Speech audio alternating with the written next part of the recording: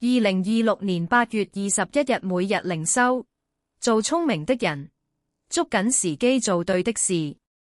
649抉擇，每日靈修小品。經文：當趁耶和華可尋找的時候尋找他，相近的時候求告他。以賽亞書55章6節。小故事：有一位俊俏的年輕哲學家，極受女孩子喜愛。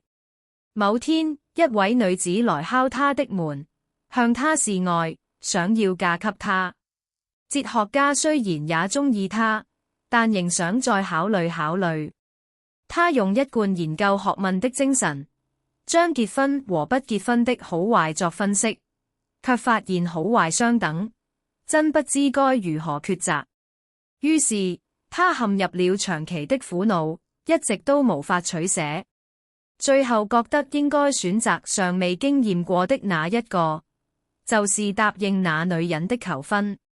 當他來到女人家中時，女人的父親冷漠地說：你來晚了，我的女兒現在已經是2個孩子的媽媽了。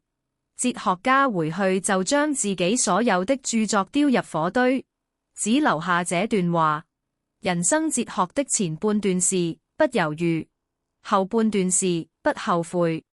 默想：生命是有限的，當趁着還有機會，就要捉緊，以免錯過。趁着神的恩門還打開，就要快快進來，也要快快傳福音。你還在猶豫嗎？還有什麼顧慮嗎？禱告：我們在天上的父，你是智慧的開端，認識你便是聰明。主啊，我們要做個聰明的人，選擇上好的福分，得着天上的福樂。